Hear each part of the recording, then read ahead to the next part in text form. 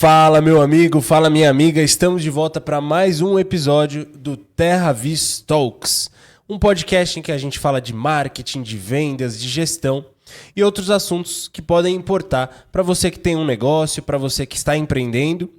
E hoje estamos aqui com um convidado muito especial que eu vou apresentar em breve. Mas antes, gostaria de dizer, eu sou o Caio Rodrigues, estou aqui novamente com o meu sócio. Meu nome é Thiago Miller. E o nosso convidado de hoje é ninguém mais, ninguém menos que Prospecção Fanática do Jeb Blount. Então hoje nós vamos falar aí de prospecção, de vendas, da mentalidade do vendedor, dos canais de prospecção que a gente pode utilizar e muito mais que a gente aprendeu a partir desse livro. Algumas coisas, inclusive, que a gente já está aplicando no nosso dia a dia na operação da TerraVis e que a gente entende que pode agregar aí para você que também quer vender mais o teu produto, a tua solução, a tua empresa, às vezes a tua própria marca pessoal. Então vamos para cima? Vamos para cima. Então eu já vou começar com uma pergunta aqui. Manda. Seguinte, desse livro, Prospecção Fanática, pergunta polêmica. Quanto você sentiu que ele é um livro mais técnico, digamos assim? Quanto você sentiu que ele é um livro de coach? Tá. Eu acho que é uma boa pergunta porque ele traz de uma forma bastante acessível essa parte de vendas. E eu senti que ele nivela por um caminho muito prático. Então, talvez, se você já está familiarizado com várias situações de vendas voltadas para CRM, voltadas para quebra de objeções, voltadas para ferramentas, para tipos de canais, talvez você queira ir para algum livro mais específico. Eu acho que esse daqui é uma introdução ao mundo das vendas. Essa é a minha percepção. Então, respondendo sua pergunta, no espectro técnico coach, tá um pouco mais para coach, tá? Tá bom. Na minha opinião. Mas... para quem é mais experiente, já está dentro desse mundo de vendas, me parece que você pode ler com uma leitura um pouco mais... como uma leitura mais leve que vai te reforçar vários pontos. E principalmente por ele ser um cara muito experiente, que tem muito track record, que treina mesmo vendedores e que ele é um cara muito pé no chão. Eu acho que talvez seja um ponto que eu acho que vale a pena reforçar ali em cada ponto que ele traz. Porque ele está sempre falando de resultado. Então, mesmo que você seja um vendedor experiente, eu acredito que sempre vai ter alguma coisa a acrescentar você ouvindo falar, quer dizer, lendo um livro de um cara que é uma referência nisso. Total. Não, e teve até um outro ponto que você mesmo trouxe aqui, ó, logo antes da gente ligar as câmeras, que foi que ele é muito sistemático, né? Exatamente. Na verdade, inclusive, ele me lembrou o Russell Brunson, né? Que, enfim, se você não conhece, se você aí de casa que tem a sua empresa e tá entrando no marketing digital e ainda não conhece o Russell Brunson, ele é o cara, assim, um dinossauro do marketing digital, e ele tem muito esse costume, né, de sistematizar as coisas. Então, assim, é sempre os 3 passos de tal, são os 5 passos de tal, são os 3 P's, os 5 C, sei lá o quê, né? Então, ele tem muito sistema, muito que ele chama de framework, né? E o Jeb Blount, ele também tem muito isso. Então, de certa forma, eu acho que se você não for aplicando, fica um pouco exaustivo, né? Então, acho que também tem isso. Me parece que ele é um livro para você ler e fazer, ler e fazer, ler e fazer. O que eu acho que, de certa forma, é o que ele se propõe a fazer, porque ele fala muito de coisas práticas, no sentido de, cara, no final das contas, quantos leads você tem no pipeline, no final das contas, quantas chamadas você fez, quanto tempo você realmente dedicou a fazer as vendas. Então, sendo ele um cara muito prático, acho que faz sentido você olhar para essa leitura não como uma leitura teórica e técnica que você vai simplesmente ler e falar, maravilha, e não vai mudar a sua vida. Se você olhar para ela como uma coisa que você lê e aplica, faz muito sentido. Agora, até ao vivo aqui, pensando com a boca, até me fez repensar, talvez, de fato, eu acho que ainda está mais pro lado coach, mas eu acho que ele se propõe a fazer isso porque ele é prático. E porque a filosofia dele é muito prática. Total. Cara, e na verdade, eu acho que nem é um defeito, né, do livro ser meio coach. Eu acho que como você falou, é muito prático. Ele pode te lembrar muitas coisas que às vezes se o cara já tem ali uma experiência em vendas, já vai saber. Mas o ser humano precisa ser constantemente lembrado de coisas óbvias, né? Qualquer pessoa que já parou para refletir sobre si mesmo, você sabe que a gente esquece coisas muito importantes, coisas que a gente acredita, coisas que você pensa. O dia a dia ali vai passando e a gente esquece para onde a gente tinha que estar olhando, a gente esquece o que de fato é importante, a gente esquece às vezes uma forma que a gente devia estar pensando ou agindo. Sim. E eu acho que é bem o que você falou. Eu li a grande parte desse livro de manhã cedo, assim, tipo, sei lá, 5:30 da manhã antes de começar o dia. Então eu lia, ia pra academia e aí começava a trabalhar. E aí, depois de tomar banho e tomar café da manhã, obviamente. Só pro pessoal achar que eu vou pra academia, né? O cara acordou, leu o livro, foi pra academia e já começa a trabalhar, não toma banho. Às vezes é o que é necessário, né? O cara entrega tudo, né? Assim, nenhum momento de produtividade a todos os momentos, né? Exato. Mas não, depois do meu banho tomado, começava a trabalhar. E aí era interessante, porque, então, como era bem no início do dia, aquilo já pautava muito do meu dia. Isso é muito legal. Real, assim, de atitude mesmo. Então ele fala muito sobre a atitude do vendedor. Você tem que ser entusiasmado, tem que ser disciplinado. E aí, lendo aquilo, como ele vai trazendo, como todo bom livro muito comercial, né? Tudo que ele traz de conceito, ele traz de uma historinha, de então, uma vez que eu fui treinar uma empresa X, o vendedor fazia não sei o quê. Sim. E aí, lendo aquelas histórias, eu falo, pô, eu sou meio igual a esse vendedor aí que tá pecando, né, na forma de agir. E aí eu ia tentando corrigir já naquele dia. Então, acaba que é um bom livro de coach, né, para vendas, no caso. É um baita livro de coach. E já que você me provocou, eu vou te provocar de volta. Então, Boa. Caio, você já prospectou hoje? Essa daí é uma provocação que ele faz ao longo do livro. Né? É verdade. É verdade. É uma prospecção, não. Uma provocação que ele faz ao longo do livro. Hoje eu tive uma reunião de apresentação de proposta. Vale? Vale. Tá justificado. Porque você já tava ali na boca do gol. E aí? Tá rolando? Tá rolando o contrato? Tá indo pra frente? Tá indo pra frente. Legal. Exatamente. Então tamo bem. O sócio me cobrando ao vivo aqui, gente. Mas, segundo o livro, só pra vocês saberem, segundo o livro, tá errado, né? Eu falei, tá valendo? Você falou que tá. Teoricamente não está.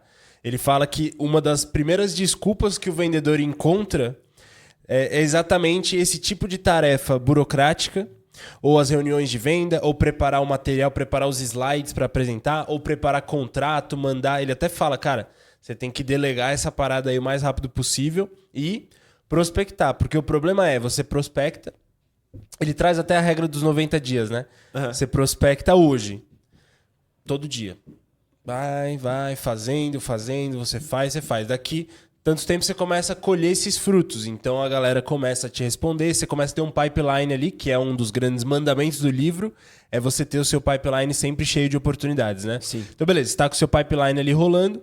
Quando você vê, você começa, faz venda. Aí você começa, faz contrato, faz a apresentação, faz reunião. E o que você deixa? Primeira coisa que a gente deixa de fazer, a prospecção do dia de hoje. Porque você tem que matar um leão todo dia. Então você deixa de prospectar, vai vendendo. Daqui 90 dias, quando você olha, você não tá vendendo nada. Aí você fala, nossa, onde foi que eu errei? Cadê seu pipeline? Tá as moscas. Por quê? Porque você parou de prospectar 90 dias para trás, quando tudo estava bem. Né? Então é muito interessante essa disciplina que ele traz. Você tem que prospectar no dia bom, tem que prospectar no dia ruim. Né? Exatamente. Cara, essa constância é muito importante porque, assim, é meio que na hora que você está colhendo, você não pode parar de plantar, né? Tipo, eu acho que essa é a grande sacada que a gente faz isso o tempo todo, né? Eu acho que no trabalho, acho que de forma geral, às vezes a gente fica satisfeito em alguma zona de conforto, né? Com alguma coisa que a gente está fazendo. Aí logo a gente para de fazer aquilo e aí a fonte seca. Exato. Né? Que é justamente isso que está acontecendo. Cara, isso me lembra até muito do que a gente falou sobre no último podcast que a gente falou sobre o gestão de alta performance, porque ele fala de alavancagem gerencial, né? Então você procurar usar o seu tempo com o maior, vamos dizer assim, com o maior fator multiplicador possível. E para o vendedor, ele está prospectando. Né? Seria mais ou menos esse o paralelo. Então, para o vendedor, não é o trabalho burocrático que é o que vai mais alavancar o uso dele, o uso do tempo dele. Ele está prospectando. Né?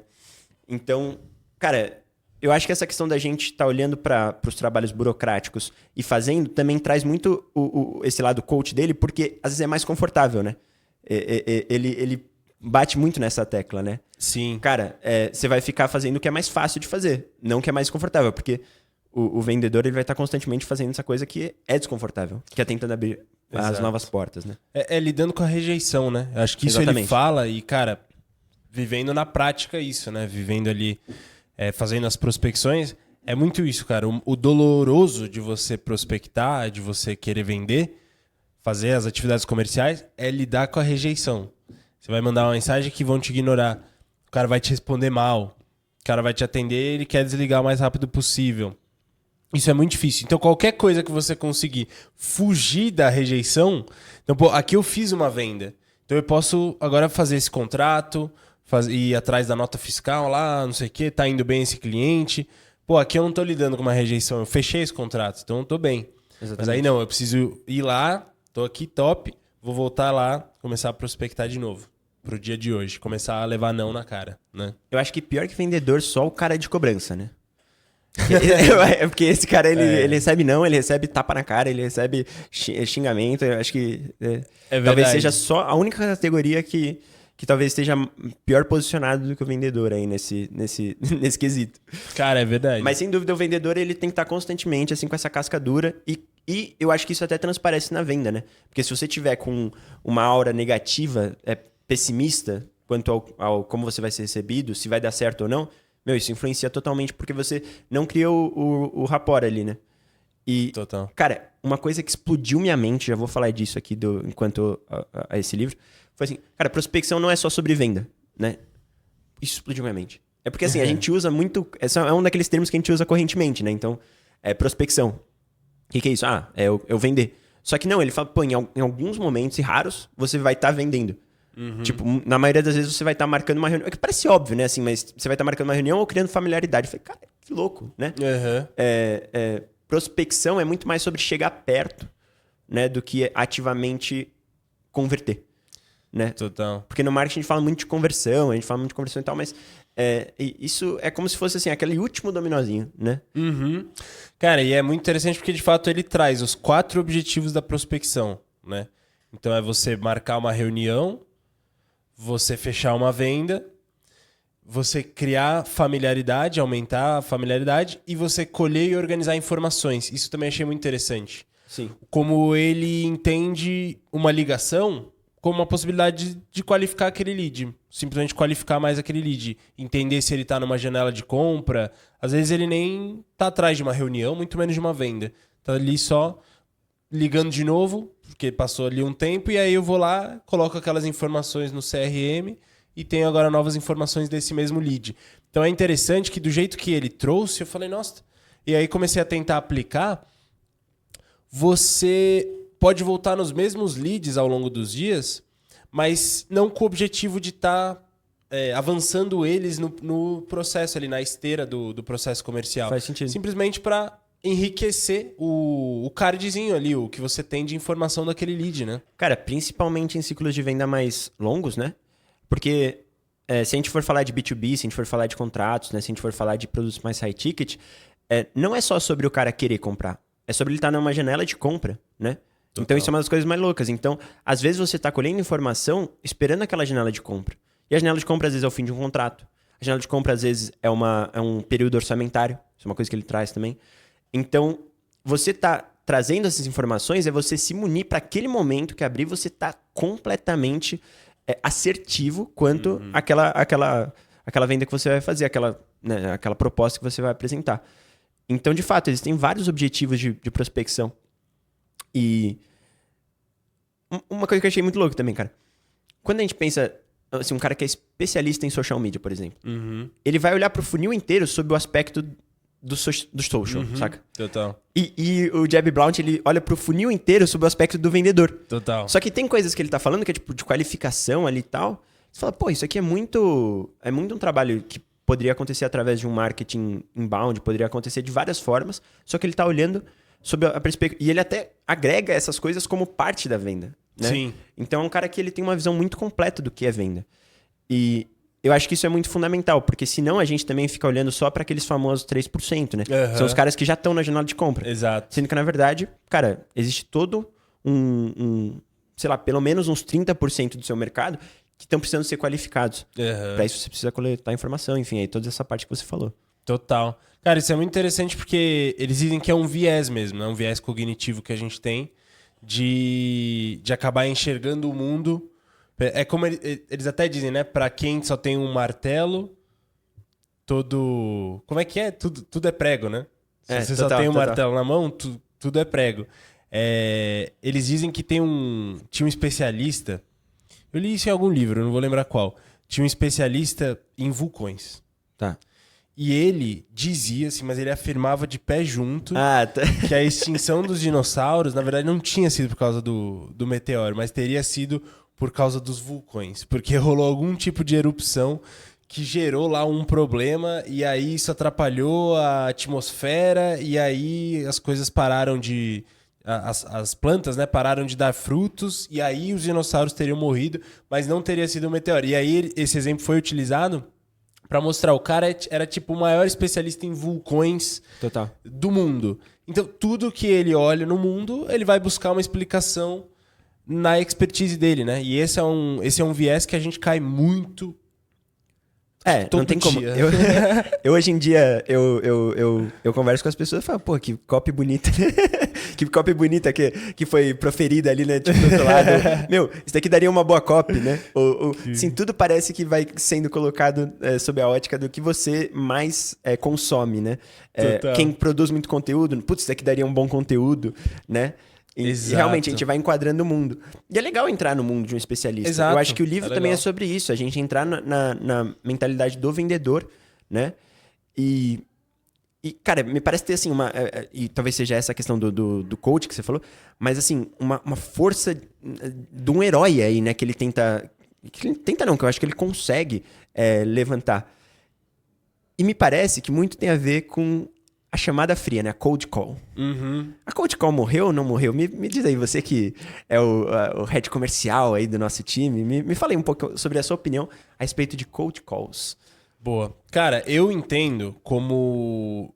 E até assim, como alguém responsável pelo comercial, mas que eu não vou me posicionar aqui como um expert em área comercial e em vendas. Eu entendo que uma coisa que a gente tem que fazer ao ler esse livro é entender que existe uma adaptação cultural que deve ser feita.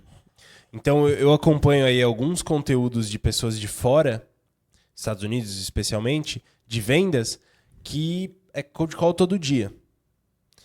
E eu acho que lá isso é diferente. Lá as pessoas utilizam ainda mais o telefone. Eu não sei. Por mim, eu não atendo o telefone. Se me ligam, eu não conheço o número, eu não vou atender. Então, Nunca, eu também não. jamais. Eu também não, mas eu fiquei pensando se não era uma questão, tipo, trabalhar com número comercial, sabe? Tipo... empresas que... Porque ele fala, por exemplo, dos guardiões, né? Que seria a secretária ou alguém que vai... Algum assistente ou auxiliar que vai tá atendendo antes de chegar na pessoa principal que você quer conectar, pensando numa venda de contrato. Acho que muito que ele fala tem a ver com B2B, né? Também. Então, pensando nessa lógica, será que não tem um telefone comercial que ainda é atendido?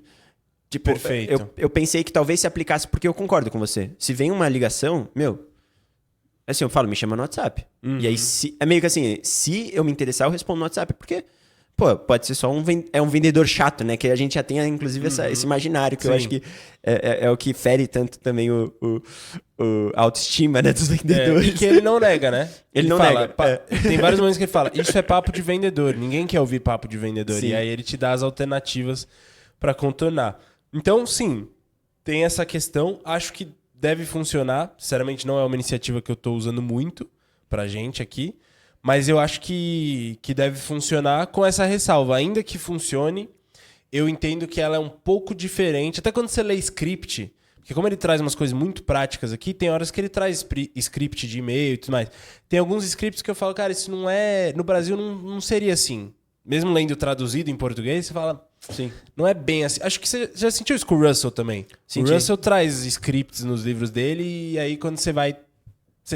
O Russell, na época que eu li, cara, né, que foi mais cedo esse ano, eu fiquei na dúvida se era por causa dos Estados Unidos ou é porque ele também é um cara antigo do marketing. Tá. Apesar de que também é uma versão atualizada, mas eu não sei o quanto que ele atualizou, tipo, ele mesmo atualizou em algum momento recente, sabe? Era uma edição já atualizada. Mas eu não sei o quanto que ele atualizou nesse sentido e provavelmente tem essa diferença cultural, porque é muito louco, cara. Eu acho que a gente consome muita coisa americana, demais, assim, a gente absorve muitos conceitos americanos, mas a gente não tem noção o quanto que a gente é brasileira a parada, saca? Eu sinto que, na verdade, a gente faz tudo muito brasileiro, assim, sabe? Na nossa forma de se comunicar. Essa questão óbvia, assim, mais quente e tal, né? Mas Eu não sei, eu acho que o brasileiro talvez ele são outros canais. Vou dar um exemplo, mais prático. Lá nos Estados Unidos eles usam muito comunidade. Né? Então, assim, você tem comunidades online, você tem uma plataforma com a sua comunidade e tal. Aqui no Brasil é mais raro, só que é muito mais comum um grupo no WhatsApp. Tipo, todo mundo conhece um grupo no WhatsApp, que você vai entrar num evento, você entra num grupo de WhatsApp. Isso é uma coisa muito no Brasil. Lá no fora não é tão comum. É uma coisa que, assim, a gente que tá aqui, a gente fala, deve ser comum em todo lugar. E não é. Sim. Né? Então, acho que a gente adapta mais coisas do que a gente imagina, porque a gente tá nesse mundo aqui, talvez, enfim, ir para os Estados Unidos com essa visão deve ser interessante, assim, para criar essa comparação cultural mesmo. Exato. Eu acho que tem essas diferenças no comportamento do consumidor e que aí devem ser levadas em consideração. Mas para além do comportamento do consumidor, queria voltar do vendedor para trazer um ponto aqui, que é essa coisa do coach, que você até comentou também, que às vezes ele parece coach, você falou, mas é porque é um esforço heróico.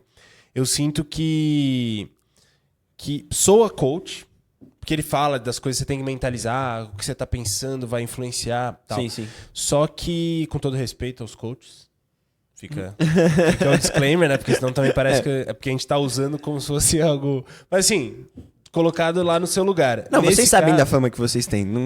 Acho que também sabem, né? A gente é marqueteiro e sabe da fama que a gente tem. Exato. Tá tudo bem. Mas eu acho que é importante, cara, porque eu às vezes penso nos vendedores, ou que eu considero assim, os grandes vendedores que eu fui cruzando na vida, assim, falar, pô, esse cara é um puta vendedor. Eles têm muito, eu ia falar um pouco não, eles têm muito essa coisa. Eu acho que o vendedor, se a gente fosse criar um arquétipo aqui, ele é muito, muito colérico, trazendo pros 4 temperamentos, né? Então, os 4 temperamentos, a gente tem ali o melancólico, o colérico, o sanguíneo e o fleumático. Isso é uma forma de categorização de personalidade, né? Muito já ancestral, ali vem da Grécia Antiga e tal. Muito que bem. Eu vejo o vendedor mesmo, arquetípico, como o colérico. Ele tem que ser movido para ação. Não é o cara das ideias, não é o cara de ficar, mas será que não? Ele é o cara da ação. Só que ele é disciplinado, porque quando a gente fala de temperamentos, a gente está falando de 2 eixos, seco e úmido e quente e frio. Então, o quente tem a ver com a velocidade de reação. Vai ter a ver aí com um certo tino que você tem para pessoas. E o colérico é quente com o seco. Então, quando a gente fala do quente, a gente tem o colérico e o sanguíneo. Então, o sanguíneo é aquele cara que gosta muito de gente. Todo mundo conhece aí um sanguíneo, né? Tem na família ou nos amigos, que é aquela pessoa da galera. Fica feliz quando tá ao redor de pessoas, é muito alegre, às vezes é o centro das atenções. Ela se energiza com o contato com outras pessoas. O colérico, a coisa dele é fazer. Então, assim, ele tem essa velocidade de reação rápida como o sanguíneo, mas ele não é tão, só alegria. Porque o problema do sanguíneo é consistência. E o colérico, consistência é tipo o nome do meio dele. Então, é disciplina, sabe? Ele tem esse tino para pessoas, para interação, ele é rápido no gatilho, só que ele é disciplinado. Diferente de muita gente que às vezes a gente vê que é boa de papo, mas às vezes é uma pessoa não tão consistente com coisas mais sérias e tudo mais. E quando eu olho para os vendedores, que eu considero grandes vendedores que eu conheci, eles são exatamente o colérico, assim, é de fazer e com disciplina e com um certo amor pela disciplina, sabe? É aquele cara que acordava cedo por convicção, é o cara que fala, vou acordar mais cedo que todo mundo e daí eu vou correr mais rápido que todo mundo e aí eu vou vender mais do que todo mundo, sabe? Tem essa coisa muito competitiva que ele até traz como uma das formas de pensar, né? Ele fala 7 formas de pensar do prospector fanático e ele traz essa questão da alta competitividade, né? Sim. E eu acho que isso é muito real e me lembra muito um colérico, sabe?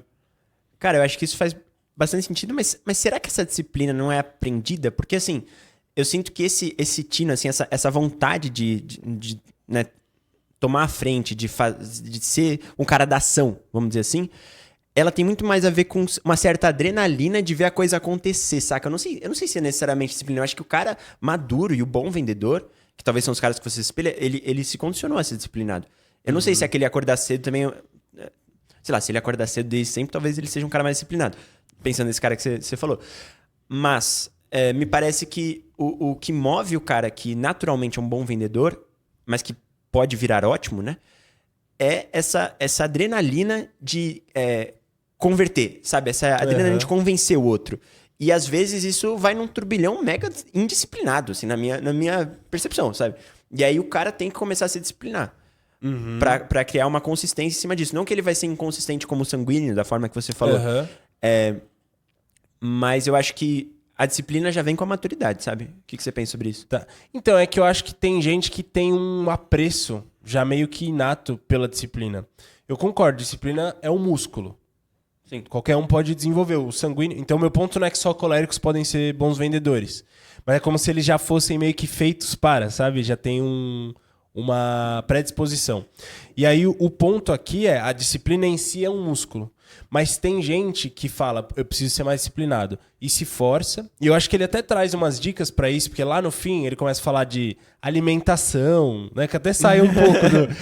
Ele vai, assim, se você achou que tava coach até o capítulo 18, assim, sei lá, 20, aí o último, assim, ele vira o coach total, assim, ele se assume. Assim. Exatamente.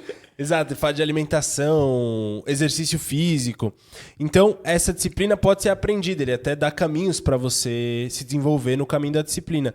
Mas você conhece pessoas que elas têm um apreço já pela disciplina? Tipo, por que alguém fala assim, nossa, hoje eu acordei 4h30 para correr 15 quilômetros. E aí vai ter gente que vai falar, tipo, você podia estar dormindo. E vai ter gente que vai falar, nossa, esse cara é diferenciado. Essa interpretação que você já tem pode vir da maturidade, você entendeu a importância da disciplina, mas eu sinto que em algum grau tem gente que já se atrai por isso e tem gente que já acaba, muito pelo contrário, sendo repelido por esse tipo de discurso, né? Cara, pode ser. Pode ser. Mas aí pensando nisso, me fez pensar assim, tipo, tá, tem o cara que naturalmente é bom pra venda, mas e o cara que não é naturalmente? Será que ele tem jeito de ser vendedor? Ou ele tem que virar, por exemplo, um marqueteiro de atração, assim? Ele tem que ser um cara que vai trabalhar mais com inbound, vai trabalhar mais com social selling, assim, vai trabalhar mais com outras frentes menos agressivas. O que você acha? Você acha que o cara tem que... O cara tá começando agora. Entrou na sua equipe de vendas e identificou que ele não tem essa tendência para uma coisa mais de ação, uma coisa mais colérica. Perfeito. O que você recomendaria para ele? Tentar mesmo assim ou aproveitar um outro ponto forte dele e tentar outro tipo de venda? Eu acho que tem que entender se ele tem algum desses outros pontos fortes, né? Às vezes ele só devia ser o cara da contabilidade. Então. Exato. Mas assim, olhando agora não na terceira pessoa, mas para alguém se autoavaliar, né? Você fala, pô, será que eu devia? Eu acho que assim, a nossa possibilidade de maior ganho na vida vai estar nos nossos pontos fortes. Então, se a gente não aproveita os pontos fortes, aliás, passa a depender de pontos que não são seus fortes, eu entendo que você vai poder desenvolver até certo ponto. Eu acho difícil um cara que começa lá do -5, ele não tinha tino para falar com gente, ele não gosta de disciplina. Tudo errado, né? Contrário ao que a gente está falando aqui. Ele não vai ser o melhor vendedor da história da humanidade. Mas eu entendo que ele pode ser um vendedor muito competente, mesmo no outbound. Mesmo que ele não adapte para outros tipos de venda, ele vai poder se capacitar. Mas assim, o cara que teve talento e teve a disciplina de se desenvolver, vai estar sempre na frente, né? Concordo. Teve uma vez que eu li um livro do Stephen King, só que é on writing. Né? Tá, então, perdão que meu inglês aqui saiu meio macarrônico, mas que ele basicamente explica, na verdade, dá a visão dele sobre como ser um bom escritor, né? Enfim, eu ganhei no fim do ano, fui ler, assim, época de Natal e tal. E, cara, ele falava muito sobre isso, assim. Ele falou, cara, eu acho que, assim, um bom escritor, ele pode virar um escritor... quer dizer, um escritor competente pode virar um escritor bom, e um bom escritor pode virar um escritor excelente. Só que um escritor que só é ruim, dificilmente ele vai poder virar, porque ele fala assim, tem que ter alguma vocação, pelo menos, sabe? E ele até cita, é uma história bem legal que ele cita no começo do livro, que ele fala assim, cara, meu filho falou assim, eu quero tocar sax. Aí ele botou o filho na escola de música lá. E aí ele percebeu que, sei lá, depois de 1 mês ou depois de 3 meses, o moleque só tocava sax durante a aula. Aí ele falou, vou tirar esse moleque da aula de sax. Ele falou, se ele só toca sax na hora da aula, é porque ele não tem tesão pela parada. Sim, vamos total. dizer nessa palavra. E E é mais ou menos sobre isso, né? Tipo, é alguma coisa que, pô, não tem muito como o cara escolher. Se ele não tem o tesão de falar com pessoas, né? No sentido, agora pensando em vendas, se ele não tem essa vontade, essa adrenalina de, pô, convencer o outro, quebrar uma objeção ali, mesmo que isso ele tenha que treinar ao longo da vida. Mas se ele não Sim. tem isso, meio que naturalmente, vai ser difícil, né? Exato. Tem coisas, eu acho que tem situações que podem colocá-lo nesse mindset aí. Por exemplo, tem uma dívida para pagar, tô desempregado e a oportunidade de emprego que me vem é no setor de vendas. Eu acho que esse cara tem família para sustentar, mano, ele vai dar um jeito.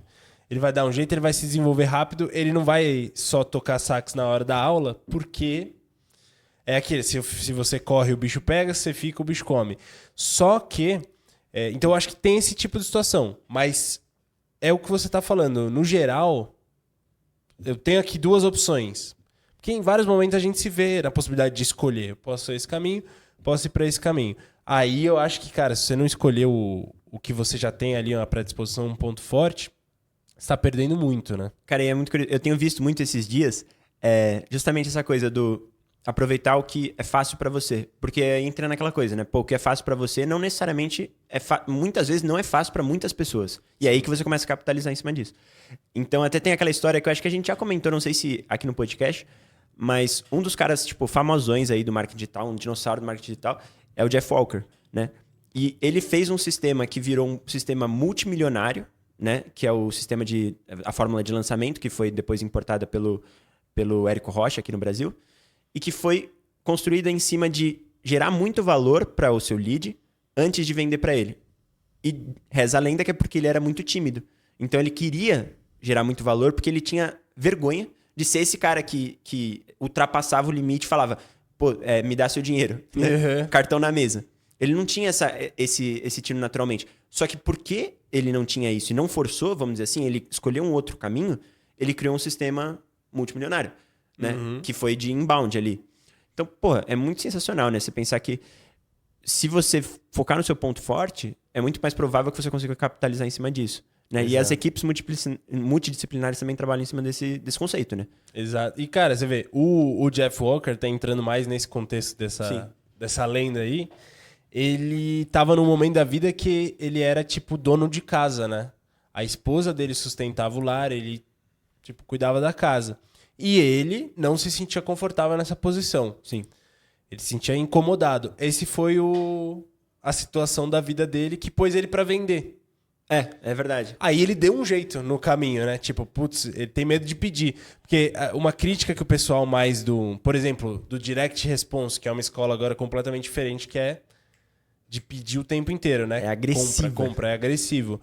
O que eles têm de crítica pra escola do Jeff Walker cara, a pessoa tá implorando pra você vender alguma coisa pra ela. Por que você já não vendeu? Ou por que lá no começo já tinha gente que já queria comprar de você? Por que você não ofereceu lá? Você carrega a pessoa, fica dando um monte de conteúdo, ela tem que vir em 4 lives suas pra aí ela ouvir o pitch e daí ela pode comprar, ela já queria comprar desde o início. E aí é isso, é porque ele se escondia do pedir, né? Que, por exemplo, o Jeb Blount traz muito no livro, acho que tem até um subtítulo em um dos capítulos que é pedir. Tem um momento que eu lembro que ele fala assim, cara, por que a maioria das empresas não conseguem clientes por indicação? Né? E aí ele fala, pô, muitas vezes porque elas não têm essa ideia e muitas vezes porque elas simplesmente não pedem. Não pedem, exatamente. Pô, você tem um cliente satisfeito? Pô, pede indicação. Exato, cara. Não, e isso é engraçado que é meio que uma mentalidade pra vida mesmo, né? Tem coisa que tá aí no mundo pra quem pedir. Se você pedir, você leva. Isso é muito doido. Eu sempre dou um exemplo de uma palestra, né, que eu dei ano retrasado, ano passado, aí esse ano já dei a palestra de novo no mesmo evento, mas naquele primeiro ano foi só porque no ano anterior eu tinha assistido palestras nesse evento, que é uma grande feira aqui em São Paulo, e eu falei, cara, eu conseguiria fazer isso, né? Já fui professor, falava na frente das pessoas, conseguiria fazer isso, acho que faria até melhor, modéstia à parte, né? Aí, no outro ano, eu lembrei disso, joguei no YouTube a gravação da palestra do ano anterior, prestei atenção em quem a pessoa agradecia no começo, porque normalmente você agradece a pessoa que te convidou para a palestra, peguei o nome dela, joguei no LinkedIn, achei lá os contatos pelo site, entrei em contato e falei, então, eu tenho uma palestra aqui, pra entregar pro evento X lá. Topa? Aí ela fala, manda aí os bullet points da palestra. Aí mandei lá no e-mail e levei. Aí ela gostou da minha palestra no ano passado. Esse ano já me chamou de novo, eu nem tive que ir atrás. Então, você vê, tava lá pra alguém pedir. Daí você pede e você leva. Então, é engraçado. Demais, demais. E é isso. Eu, por exemplo, voltando lá nos temperamentos, como um melancólico, então é do frio, eu já sou o cara, eu sou como o Jeff Walker, de fábrica. De fábrica, eu tenho receio de pedir. E aí, é exatamente isso que eu tenho tentado tratar com audácia. Tipo, eu vou sair pedindo as coisas e ver o que rola. E esse foi um exemplo que eu falei, caraca, mano, não é que é mesmo? Você vai lá e pede e te dão? Que coisa doida. Isso é muito louco, cara. E também se não derem. Sim, sim. Né? Isso é uma coisa que ele fala. Cara, bate na porta. Ah, você vai tomar um não. E daí, não muda nada, né, no fim das contas. É verdade, exatamente. E às vezes, na verdade, você acha que levou um não, mas você abriu uma porta. Isso também é muito louco, né? Que acontece na vida, assim, tipo... Às vezes a pessoa não tava no momento pra comprar, ela não tava... Mas ela lembra de você. Às vezes ela entra em contato depois. Isso, quer dizer, não é em todas as vezes, eu sei, mas... você tá colocando a sua marca. Porque tem algumas estatísticas que ele coloca ali que eu acho que o de menos é a estatística em si. Eu acho que também vale tentar validar isso na prática. Mas, por exemplo, para você reativar um contato, é de 1 a 3 contatos, se ele for um contato que você já tem na sua lista. Se for uma... Sei lá, ele tem toda lá uma sequência de estatísticas com relação a quantos contatos você tem que fazer para você obter o retorno, né? A resposta desse lead, né? E muito disso tem a ver com o fator a lei da familiaridade, que é um conceito que ele traz, né? Então, assim, quando a pessoa tem uma familiaridade com você, cara, ela vai ter muito, assim, 10 mil vezes mais propensa a te responder. Total. Né? Então, muitas vezes, esse contato que você fez, que você levou ou não, esse contato que você fez, que você acha que não deu em nada, pô, você tá criando familiaridade. Então, isso é muito louco, né? Porque isso é uma coisa que eu até pego no marketing, cara. Eu pego assim, cara, quantos e-mails que eu não vi e nunca abri? Mas eu vi o título, eu vi o nome da marca. Eu vi as primeiras palavras da copy. E você fala, porra, nossa, eu escrevi uma copy que ninguém leu, né? Desse e-mail. O cara poderia chorar nesse sentido do outro lado, né? Pensando assim na taxa de abertura. Só que às vezes, cara, a taxa de abertura foi 1%. A taxa de abertura foi 5%. Só que a taxa de visualização que não é contabilizada pode ter sido 10, 20, 30, 40%. Porque as pessoas receberam a notificação e toda vez ali, ó, receber a notificação, opa, terra aviso, opa, terra aviso, opa, terra aviso. Daqui a pouco, cara, o cara tá com a terra aviso na cabeça. Na hora que ele pensa em tráfego pago, terra aviso. Saca? Total. Isso é muito louco, cara. Assim, a gente não... SMS é outra coisa. Às vezes eu recebo uns SMS da Calunga. Tipo, falando sério, assim, eu recebo. Pô, na hora que eu pensar numa papelaria, provavelmente eu vou pensar na Calunga. Total. Entendeu? É verdade. E nunca abri um SMS da Calunga. Vou ser sincero, eu nunca abri. Então eles não sabem. Do lado de lá é opaco. Do lado de lá eles não sabem que a taxa de clique, na verdade, virtual é muito maior, saca? Exato. Cara, é muito real e é um ponto que eu acho que ele traz também, que é interessante. Então, lá nos 4 objetivos, como a gente falou, tem aumentar a familiaridade. E nessa lista que você falou na sequência de número de contatos, tinha uma que era de 15 a 20. Tinha uma que era até 50, cara. Era 20 a 50. Retornar, tipo, se ela é um lead frio. Então, cara, imagina você mandar mensagem todo dia por 50 dias para aquela pessoa, que você não recebeu um oi de volta. Você tem que realmente abstrair e tem que virar um número. Porque se você for tratar cada uma como uma rejeição, você não vai lidar com isso. Então, tem que ser só um número. É tipo, putz, esse cara é um lead frio, então eu vou ter que falar com ele 50 vezes. Faltam 48. Aí amanhã faltam 47. Você tem que tratar assim, é parte do processo. Eu comecei a ter muito isso mesmo pra cobrar a gente, não é cobrar necessariamente de dinheiro, mas de demandas ali que você tá no dia a dia. Tá, pô, não me respondeu.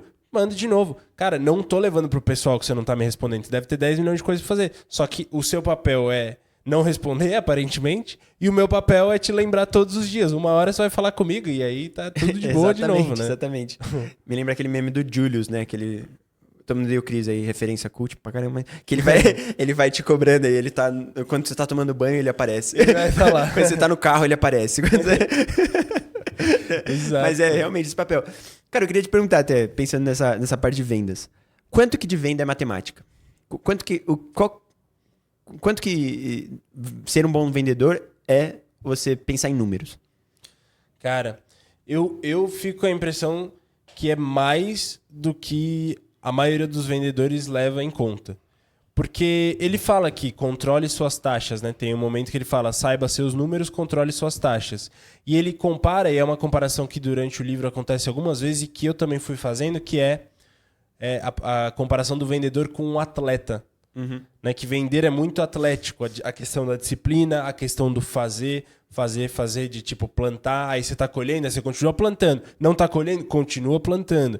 Então ele traz muito esse paralelo com o atleta. E ele fala, o atleta de ponta, um NBA da vida ali, um atleta de basquete, ele sabe a taxa dele de acerto, de arremesso de 3 pontos, ele sabe essas coisas. E o vendedor muitas vezes não sabe qual que é a taxa de conversão dele. E a gente vê isso na prática, como a gente lida com áreas comerciais ali de empresas por causa do tráfego pago. Muitas vezes, se você fizer essa pergunta na cara, porque aí o que a gente faz é que a gente fica driblando, né? A gente vai fazendo... Nossa, quantas vezes você falou com essa pessoa? Aí você começa a ir entendendo ali uma estimativa do número se eles não têm um CRM organizado. Mas se você pergunta na cara, direto para ele, qual é a sua taxa de conversão? É difícil o cara não pelo menos meter um... já te dá um número assim, muito difícil. Sim. Né? Então, não leva isso em consideração. Então, acho que é mais do que a gente pensa, mas indo, assim, lendo esse livro de cabo a rabo, eu saio com a impressão que acima de qualquer coisa, porque tem uma parte que é arte, né, na persuasão, assim, mas para mim, acima de qualquer coisa, a venda é atlética. Ela é um esporte, assim. Legal, faz sentido. Então, nem matemática, nem artística, atlética. Atlética. Exato. É um pouco de tudo, né? É um pouco de matemática, é arte, mas eu acho que acima de tudo é atlética. Porque no final das contas, tipo, mesmo que você, vamos supor, num cenário real, e nem no ideal, mesmo que você esteja, tipo, nem olhando para os seus números, né? Mesmo que você esteja com a sua persuasão ali 70%, 80%, se você estiver sendo consistente, talvez esse seja o fator mais determinante. Na verdade, eu acho que tem um outro fator que ele cita, que é a qualidade da sua lista também. Eu acho isso importante. Legal. Tipo, porque quão importante é você ter uma boa lista, né? Porque, cara, se você tá olhando para os caras errados, não importa você ser persuasivo, você ter uma boa taxa de conversão, nem você ser atlético, você tá vendendo uma coisa que não vai ser comprada, né? Total. Mas coisas que estão dentro do seu controle ali num primeiro momento, é consistência, cara. Exato.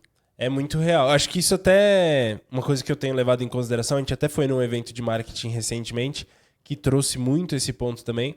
Mas isso cabe para a lista do vendedor, mas também cabe para a gente aqui como até marcas pessoais, como pessoas ali na sua roupa corporativa, quando você está trabalhando. Que é do networking, né? A mesa que você senta. Sim, é a lista que você tem. Né? A mesa que você senta determina muito das oportunidades que vão aparecer e tudo mais. Acho que a gente tem sentido isso bastante também.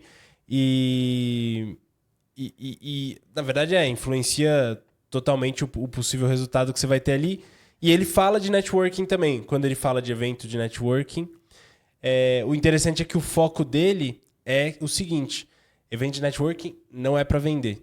Exatamente, porque senão você vai ser o vendedor chato. Você é o vendedor chato. Então é interessante, porque se tudo que a gente faz na prospecção tem 4 objetivos e só um deles é venda, quando fala de evento de networking, ele literalmente está tirando esse objetivo. Que quando você pensa inicialmente, dos 4 seria o mais essencial, né? Por que eu prospecto? Para vender. E aí ele fala, cara, quando você está falando de networking, ou seja, é contra-intuitivo. Tipo, para você é uma forma de prospecção. Então você vai estar pensando que é uma venda no fim das contas. É para vendas. E aí, das 4 objetivos, você tira vendas. E ele fala, não, networking não é evento de networking, você não vai vender. Você vai aumentar a familiaridade, talvez você marque uma reunião, mas acima de tudo, aumentar a familiaridade e coletar informação. É isso. E aí ele tira da mesa a possibilidade de você vender ali na hora, né? Cara, eu sinto que quanto mais familiar for a sua relação com o outro lado da mesa, menos cerimoniosa fica a venda. Então, mais ou menos, vou fazer uma analogia aqui. Você vai pro restaurante com uma pessoa que você acabou de conhecer ou com pessoas que você acabou de conhecer. E na hora de pagar a conta, tem todo um rebuliço. Tem um momento. Quem paga o quê? Ou vamos dividir, sei lá o que e tal.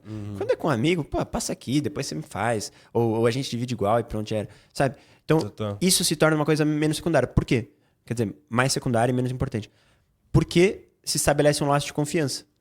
Perfeito. Então, me parece que muito de vendas tem a ver com... principalmente quando a gente fala de networking, né, nesse sentido de criar essa familiaridade, tem a ver com criar um laço de confiança muito forte, né, para que você facilite o caminho da venda, né? você transforme isso numa coisa muito mais natural mesmo, né? Assim, uma vez que surgir a necessidade, você sabe que eu tô aqui, é só você levantar a mão. Exato, total. Cara, é muito real mesmo. É muito real mesmo. É uma questão de familiaridade. No fundo é isso. E é interessante que ele até fala, logo no começo do livro, ele fala, muitas vezes o cara começa nas vendas hoje, aí ele entra na área de vendas. Aí tem aquele cara que é um dinossauro lá da área, já tá aqui há 20 anos. Uhum. E aí ele começa a imitar o que aquele cara faz. Fala, esquece, meu amigo. Porque esse cara já tá há 20 anos ali. Ele já construiu a lista dele. Ele já conhece todas as janelas de compra das empresas que estão na lista dele. Ele já tem as informações. Você tem que começar do zero agora. Então, isso é interessante, porque é o que você falou, a prospecção, no fundo, é abrir portas.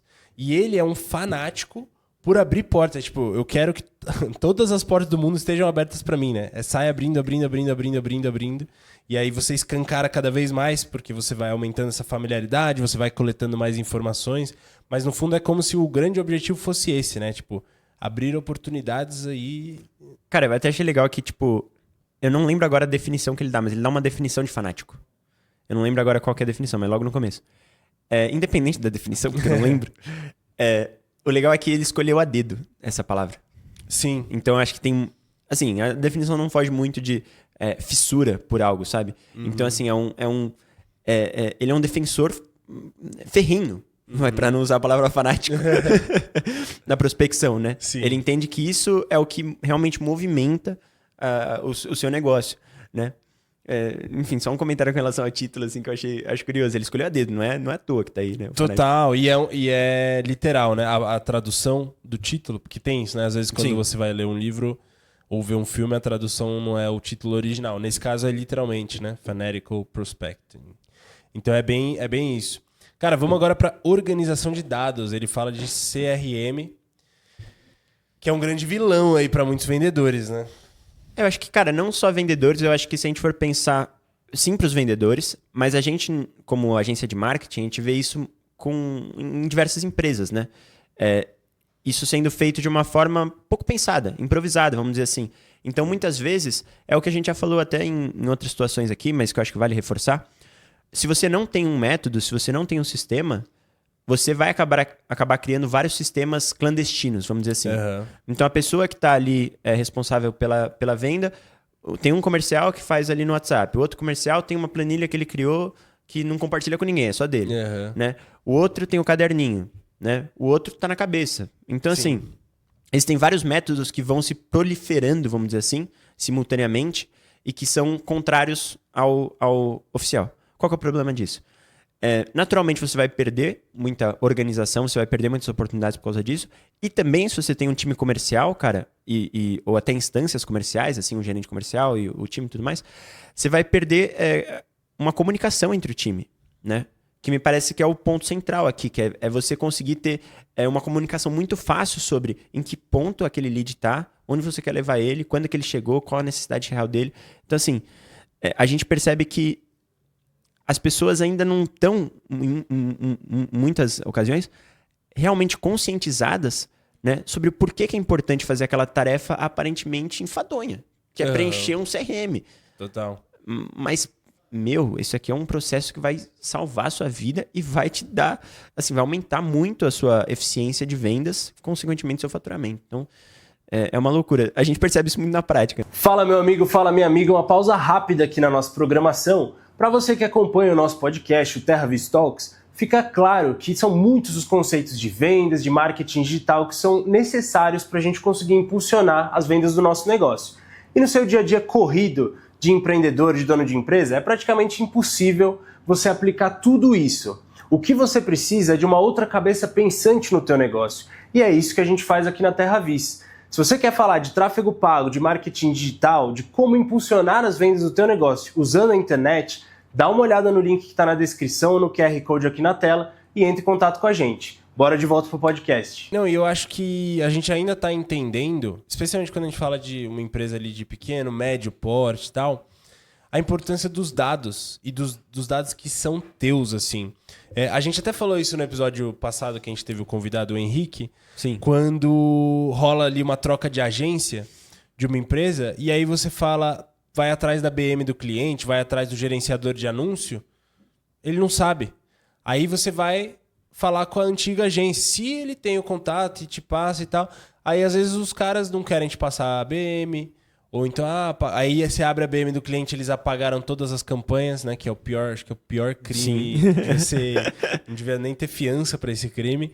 Mas o cliente não sabe desde o início que aqueles dados são dele. Que tipo, você vai começar um trabalho de marketing digital, beleza, então a gente vai ter que criar uma estrutura para você, que tem uma BM, uma conta de anúncio, vai ter os teus públicos. As campanhas que a gente rodar com o seu dinheiro vão gerar dados que são teus. Você tem que conseguir utilizar depois em novas campanhas e tal. Isso é teu. Amanhã você me demite, não quer mais trabalhar com a minha agência, eu tenho que te entregar isso, porque isso é teu, porque foi o seu dinheiro investido.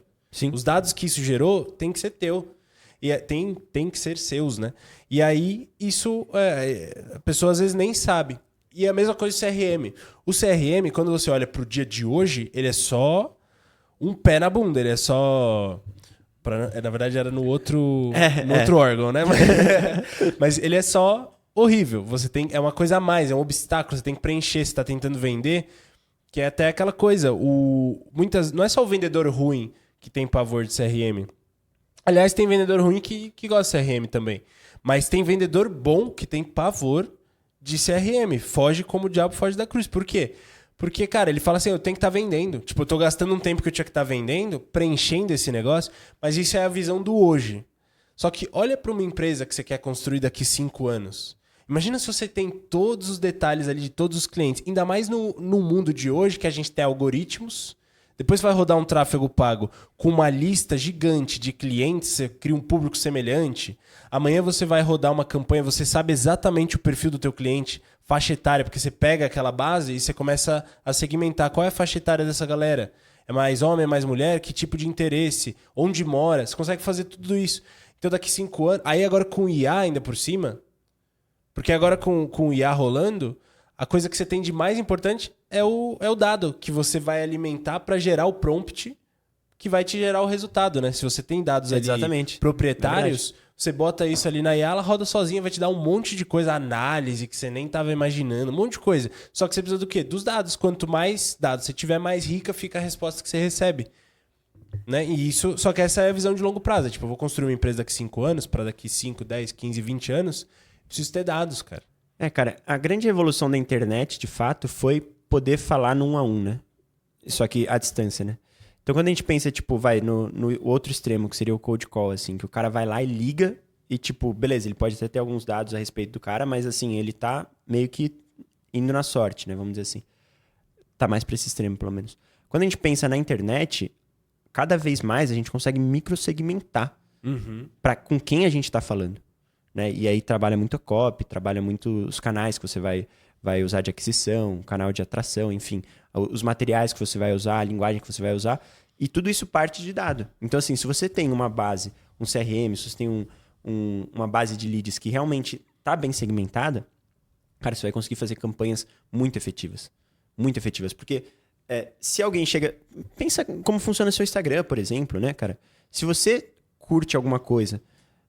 é porque você se identificou com aquela coisa. Então, o algoritmo vai te jogando mais daquela coisa. Sim. Mais daquela coisa porque ele entendeu que isso está dentro de você. Essa coisa. Então, eu curto um vídeo... Putz, eu curto um vídeo da UEFA. Acabou. Acabou. Só aparece lance de gol pra mim, sabe? Total. Porque ele entendeu que isso está dentro de mim. Né? Então, é mais ou menos esse o nível de dado, né? Que a gente vai coletando, assim. Quais são as coisas que conversam diretamente com o seu cliente? Mas é isso, a gente está falando... o exemplo que eu dei de futebol é um exemplo mais amplo, mais geral. Só que a gente pode estar falando também de janela de compra. A gente pode estar falando de momento. Né? Porque existe o lead ideal, só que ele só vai ser o lead ideal para compra no momento ideal. Amanhã ele talvez já não seja. Amanhã talvez aquela dor dele já esteja sanada. Total. Entendeu? Então, eu tô precisando matricular o meu filho numa escola. Você tem uma janela para fazer isso. Vai ter algum momento que essa janela vai acabar. E aí você já vai ter sanado o seu problema. Total. Né? Então, eu tenho que encontrar ele naquele momento da matrícula, que é um pouco antes da virada do ano, enfim, né? Ou do semestre, se você estiver dependendo do curso. Mas esse é o ponto, tem uma janela. Só que você precisa ter esse dado para entender e reconhecer esse cara e fazer uma campanha muito específica para esse cara. Ou uma prospecção ativa. né, com Sim. relação a esse cara. Então, essa foi a grande evolução da internet, no final das contas. Foi você conseguir conhecer mais pra você conseguir falar num... Então, pô, é muito louco, cara. Você tem uma campanha que fala com milhares de pessoas ao mesmo tempo e todas elas se sentem especiais. Porque você tá falando com todas elas como se elas fossem as únicas. Uhum. Esse é o poder da internet. Exato. Total. Isso vem de dado. Vem de dados, completamente. Eu acho que até para contextualizar um pouco mais pra galera, CRM, né? Quando a gente fala de CRM, a gente tá falando de...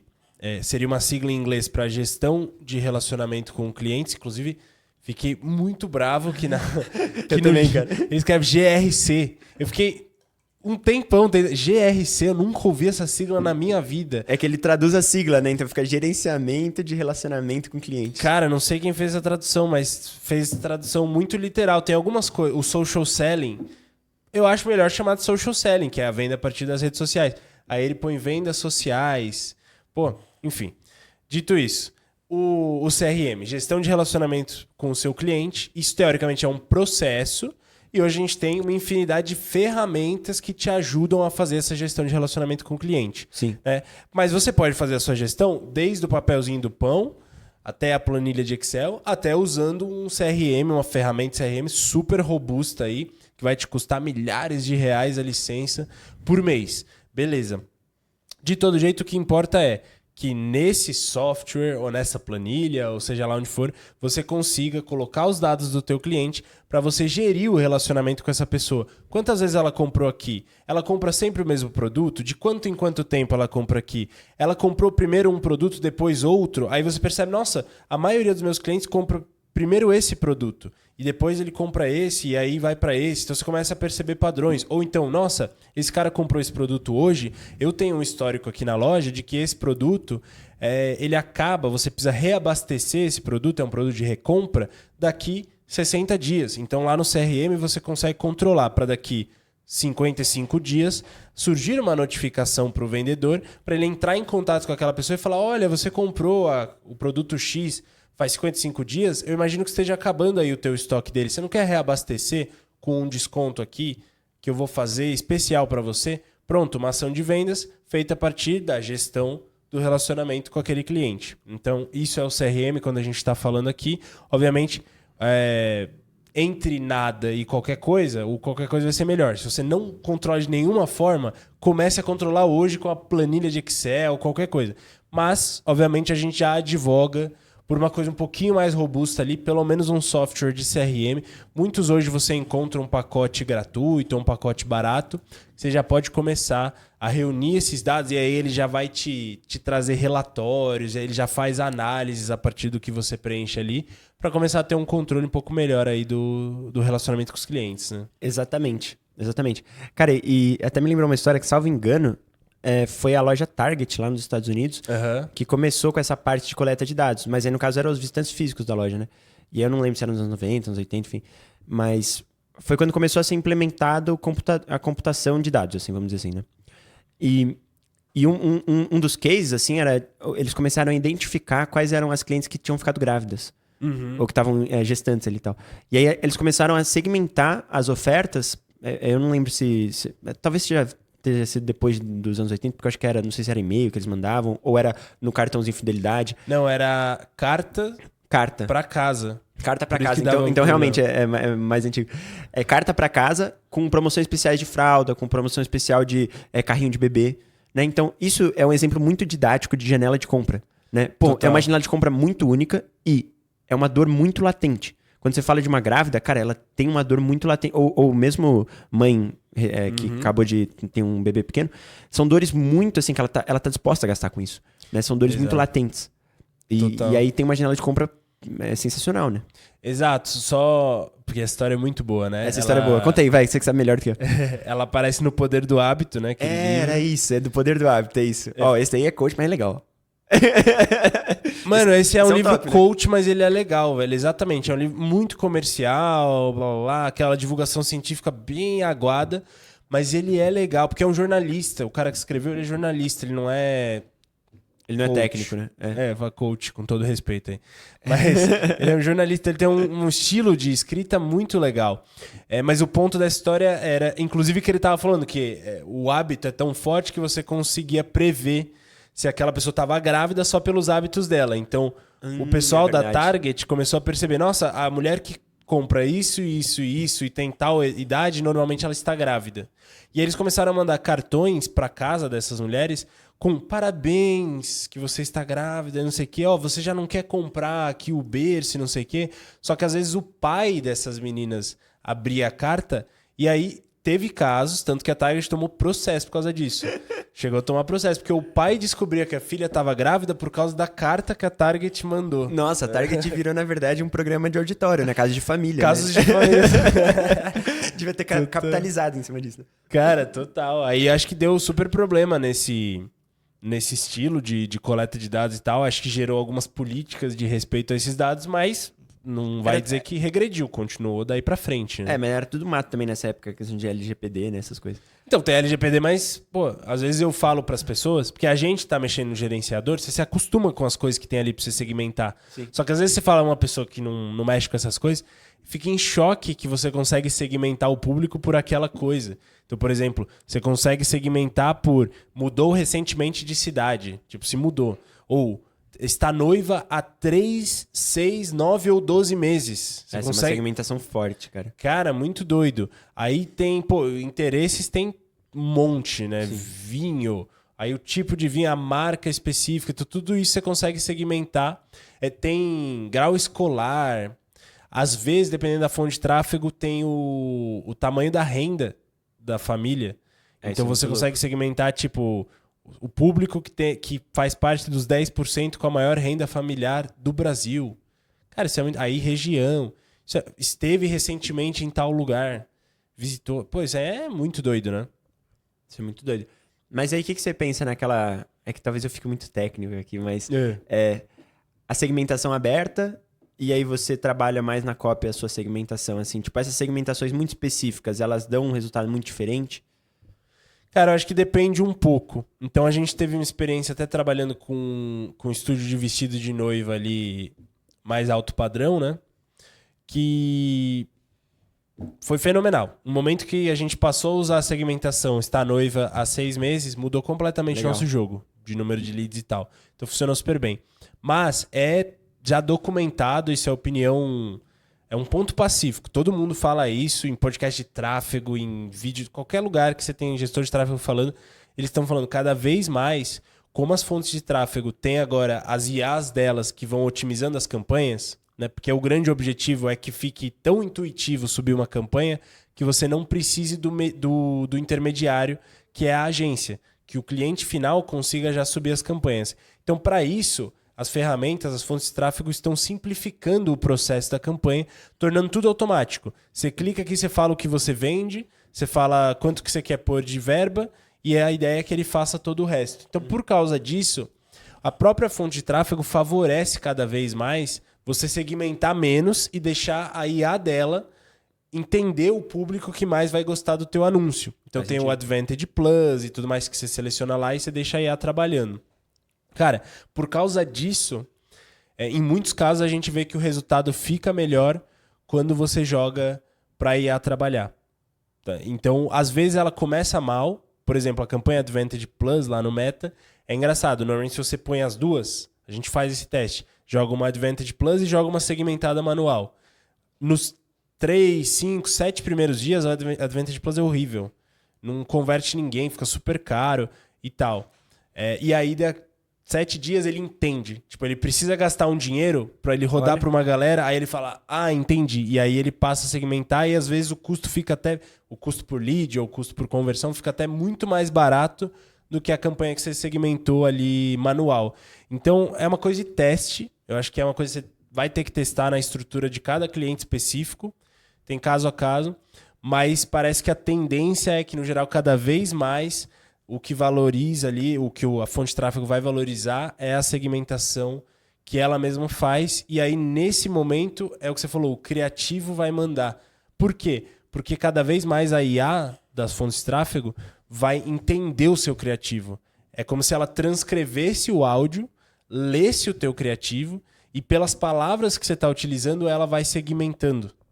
Então, cada vez mais você segmenta pelo criativo, não só porque quando você fala assim, ou imagina um anúncio, né? Você tá ali, ou você que tá de camiseta cinza, aí você já, tipo, você, né? Eu? No caso, vai falar, eu? Hã? Você vai parar, tem isso. Mas, além disso, tem o fato de que a própria IA leu que o criativo diz você que está de camiseta cinza e ela começa a mandar para quem está de camiseta cinza. Óbvio que é um exemplo hipotético. Sim. Mas então tem isso, né? Então eu entendo cada vez mais... Resposta curta, né? Porque virou uma resposta longuíssima. Resposta curta, de cada vez mais a tendência é a gente ir para abrir, público aberto, segmento às vezes idade e localização via de regra, especialmente quando é um negócio físico que não atende o Brasil inteiro. E depois você deixa aí a trabalhar, né? Cara, faz sentido. A IA realmente está facilitando muito o trabalho em muitos aspectos. É claro que também tem uma curva de aprendizagem, acho que das empresas, dos processos, das operações. Mas aí eu queria voltar aqui para o nosso ponto central, que são que a gente está falando de dados, mas a gente está falando de CRM, né? O vendedor, vamos imaginar esse cenário, ele já está cheio de coisa para fazer, ele quer bater a meta dele, e ele fala, tem que preencher esse funil, porque tem alguém aqui, né, me cobrando todo dia de estar com o CRM em dia. Existe alguma forma de automatizar esse preenchimento? O quão automatizável é esse preenchimento do CRM? Cara, ótima pergunta. Eu acho que, primeiro de tudo, vamos fazer um disclaimer, que é o disclaimer do Jeb Blount. Ele fala, cara, o bom vendedor, muitas vezes ele reclama de ter que estar preenchendo o CRM. E do outro lado, você pode ter um vendedor ruim que fica travado no CRM, que é preencher muito... escondendo no CRM. Está se escondendo, exatamente. Está se escondendo no CRM. Então tem esse caso. O que ele já traz como solução? Antes de automação da parada e tal. O que ele chama de horas de ouro e horas de platina. Total. Então ele fala, o vendedor, durante as horas de ouro, que basicamente são as horas do horário comercial ali, né? 9 às 6, alguma coisa do tipo, ele tem que estar vendendo. Todo o resto, fazer contrato, se tem que fazer contrato, preparar a apresentação, comemorar a venda, seja lá, preencher o CRM, ele tem que fazer no que ele chama de horas de platina, que são basicamente as horas que não são as horas do horário comercial. Então, ou de manhã cedo, antes de começar o dia de prospecção, ou depois de finalizar o dia de prospecção e de vendas dele. Então, isso eu acho que já é um ponto interessante. Aí vem a pergunta, né? Ele mesmo traz o questionamento. Mas Jeb, eu não vou viver minha vida? Eu não vou ver minha família? Eu não vou viajar? Eu não vou no bar? Aí ele fala, cara, você que disse que queria ter uma renda alta. Você que disse, se você quer... Ele tá mostrando da realidade, né? Ele desceu. Cara, você veio para ver... Muita gente vai para vendas porque é um meio muito promissor para você conseguir o retorno financeiro, né? Porque em muitos lugares você vai ter políticas bem agressivas de comissionamento que às vezes nem tem teto, por exemplo. Então o cara consegue ali fazer um colchão muito interessante. E eu até tava vendo, porque agora eu tô acompanhando vendedores, né, nas redes sociais para pegar ali uns macetes. E tem um que ele fala, cara, você quer construir ali um patrimônio? Vai para vendas primeiro, porque ter um negócio, que é um caminho que muita gente toma também, você ganhou 10 mil como vendedor nas suas comissões, aquele 10 mil é teu. Se você tem um negócio, você ganhou 10 mil, 5 você vai querer reinvestir pelo menos. Você tem que reinvestir no negócio. Total. Então ele traz a venda como esse caminho. E acho que tem mesmo. Então muita gente entra nas vendas também um pouco por causa das promessas de recompensa financeira que você vai ter. Dito isso, se você entrou para essas promessas, aí ele está falando. Então, meu filho, trabalha. É hora de ouro vendendo e hora de platina você arruma o resto. É de manhã cedo, vai ter que dormir menos. É à noite, depois que já trabalhou, vai ter que trabalhar mais? Dane-se, né? Cara, tem dois aspectos que eu queria comentar. Primeiro, a questão das horas de ouro, né? A princípio, de fato, são as horas comerciais, né? Mas meu pai teve uma cervejaria por bastante tempo e eu pude acompanhar ao lado dele esse empreendimento. E a hora de ouro da cervejaria é à noite, né? Porque, assim, o dono do bar, a equipe dele abre o bar meio-dia, abre o bar 2 da tarde e ele vai chegar no bar umas 6 da tarde. Perfeito. E aí a hora de ouro é à noite. Então, tipo, é isso. Pô, você quer ter uma cervejaria? Você vai ser o comercial da cervejaria, você vai ter que estar ativo à noite. Total. Entendeu? É muito louco, né? O segundo ponto que eu queria comentar, que aí tem a ver com o livro diretamente, que ele também fala assim de você... Porque é uma objeção que talvez as pessoas tenham, né? Que você fala, porra, eu vou ter que preencher de manhã, eu vou ter que preencher de noite. Mas como é que eu controlo isso? Porque eu vou estar, tipo, ao longo do dia que nem louco ali prospectando. Sim. Como é que eu controlo isso? Então, ele traz muito também a política de você trabalhar em blocos, né? Então você entra num bloco de prospecção e aí você faz algumas anotações, ali você coleta alguns dados que você vai precisar na hora da prospecção. Depois você meio que entra num estado de caverna assim mesmo, ignora o mundo exterior e só foca em prospecção, prospecção, prospecção. Nesse momento você vai estar coletando, pelo menos é o método dele, coletando num caderninho, coletando num bloco de notas. Depois você passa do bloco de notas para o CRM. Isso talvez seja importante pontuar, porque é isso. Se você também só ficar que nem louco ali prospectando e depois você... Hoje em dia tem ali, beleza, o WhatsApp, se você não estiver fazendo ligação, mas, pô, você vai ter que ficar caçando no WhatsApp o que aconteceu e tal. Então é bom ter algum controle intermediário, né? Pra você passar dali pro CRM. Cara, perfeito. Ótima observação. É verdade, ele fala, inclusive, que todo vendedor experiente que ele conheceu tinha algum sistema de anotação, né? No bloquinho ali, seja pauzinho, seja anotação que ninguém vai entender no garrancho, assim, mas tem que ter um sistema de anotação e aí depois você joga isso pro CRM. Maravilha. E o outro ponto também é muito interessante dos blocos, porque isso é, aliás, uma lei da produtividade, né? Total. Não é só das vendas, mas a gente é muito mais produtivo se a gente agrupa tarefas de tipo semelhante e concentra elas num bloco só. Por quê? Porque pro nosso cérebro, uma das coisas mais desgastantes é a alternância de tarefa, né? O momento que você alterna de tarefa, o momento, ou pior, quando você tem que decidir qual é a próxima tarefa, é quando você mais gasta a sua capacidade mental ali no dia, né? Então é muito importante a gente blocar. Mas até voltando porque a sua pergunta original foi da automatização do preenchimento. É verdade. Essa foi a minha pergunta original, olha. Exato. Cara, é muito interessante. A TerraVis é parceira da RD, né? Então a gente trabalha bastante com o CRM da RD. Que a gente super recomenda, inclusive. E aí, eles agora estão com a Rê, que é uma IA que te ajuda a navegar no CRM, ela também está lá no RD Marketing e tudo mais. E aí é muito interessante porque eles, até muito recente, agora mesmo, eles chegaram com essa novidade, que agora a Rê vai te permitir, no próprio WhatsApp, falar para ela o que está acontecendo e ela atualiza no CRM. Isso é insano. Isso é insano, porque até agora o que a gente tinha? A gente tinha uma extensão. Então, você está no WhatsApp Web, uma ferramenta como o RD, a gente está usando o RD como exemplo, mas diversos CRMs devem ter coisas equivalentes ali.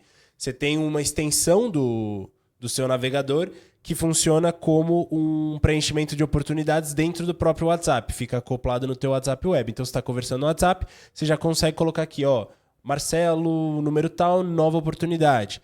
E você vai preenchendo ali na hora. Isso já te salva um tempo ali, porque você já está fazendo no próprio WhatsApp. Agora você tem um novo nível, que eu tô conversando no WhatsApp, Marcelo topou a venda. Aí você abre a conversa com a Rê, você pode mandar áudio, inclusive, aparentemente. Isso é muito louco. Você fala, Rê, coloca o Marcelo na etapa venda feita. R$2.000. Ela já vai lá e já faz isso automaticamente. Né? Então, acho que cada vez mais a gente vai para esse caminho. Tem uma outra coisa insana, agora já... Hoje eu tô meio nerdola. Vai, manda o ouro, desce o ouro, vai. Tem uma outra coisa insana que o Meta Ads agora trouxe uma novidade, que antigamente a gente conseguia otimizar a campanha que manda para o WhatsApp, engajamento, mensagem, WhatsApp, por volume de conversa. Então, o que você fazia? Cara, otimiza essa campanha, você fala para a IA deles, né? Buscando o maior número de pessoas clicando e iniciando uma conversa no WhatsApp, no meu WhatsApp Business da empresa. Beleza. Agora, eles colocaram uma nova forma de otimização que é lead qualificado.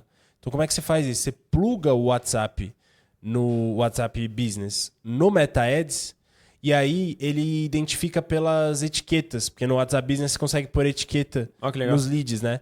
Então, você cria a etiqueta e fala para ele, essa etiqueta aqui é lead qualificado, essa etiqueta aqui é de venda. E aí você tem que etiquetar as oportunidades e ele automaticamente lê e passa a otimizar a campanha baseado no perfil de pessoas que estão como leads qualificados e como vendas. Então isso também passa a ser automático.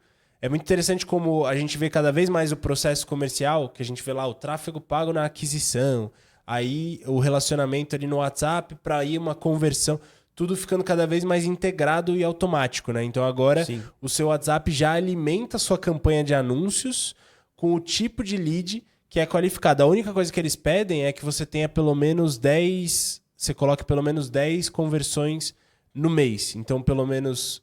Dentro de um mês tem que ter pelo menos 10 etiquetas colocadas de lead qualificado. E aí isso já passa a funcionar e alimentar a campanha. Pô, que sensacional, cara, não fazia ideia.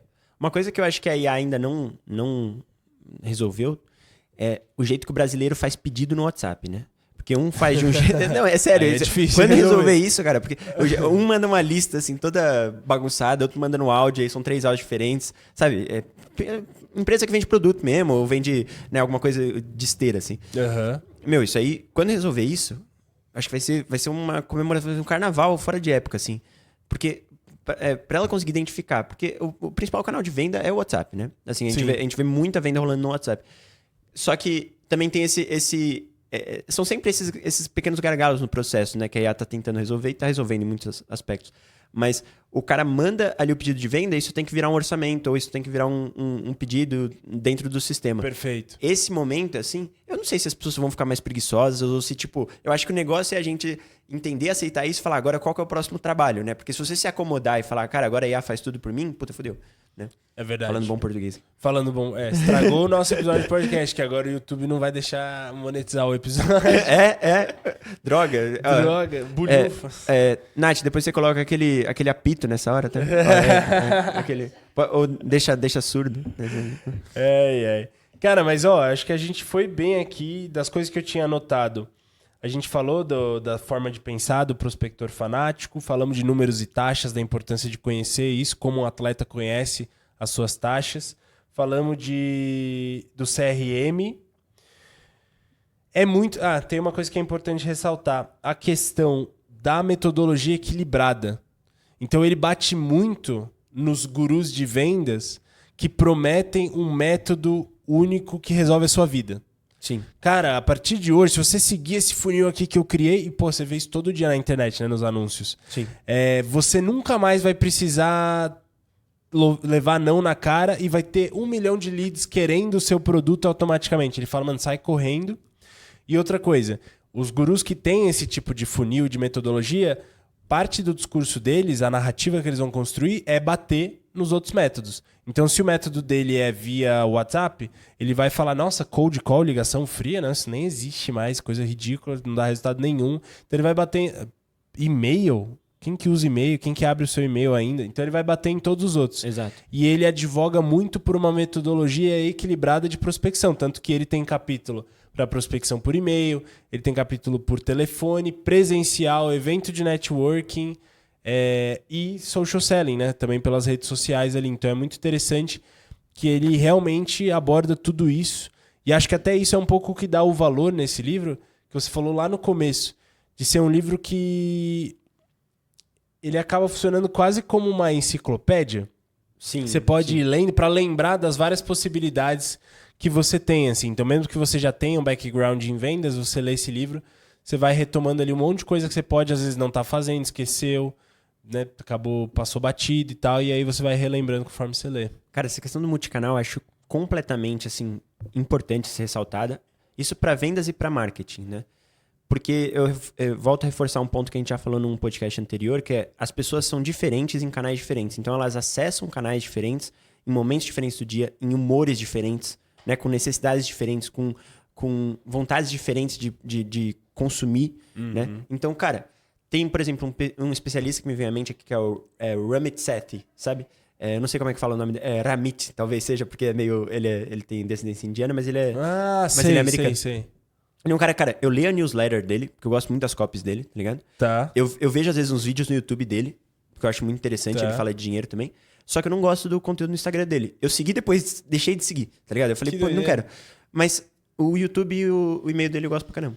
Então, assim, olha que legal, né? E são duas coisas complementares. O YouTube, eu vejo uma coisa.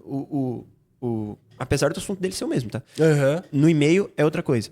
Então, também tem essa questão de você criar uma certa tridimensionalidade ao redor da sua marca, sabe? Então, assim, às vezes o cara, ele vê o e-mail só pra te lembrar, para ser lembrado. Ou às vezes porque, sei lá, ele abre ali e tal, tá... Maravilha. Às vezes o cara, ele vai estar no Instagram, ele vai ver uma coisa que é geração de valor mais rápido. Ou ele vai ser inspirado por você.